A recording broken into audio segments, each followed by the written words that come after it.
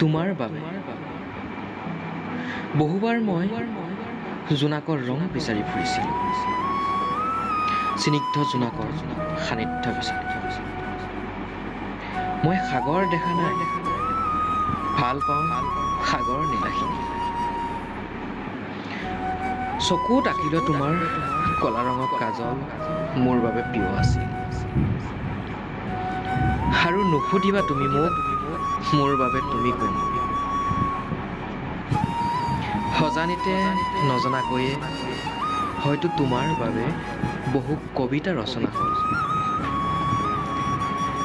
নজনা নুশুনা শব্দবোৰেও আজি তোমাক বিচাৰে।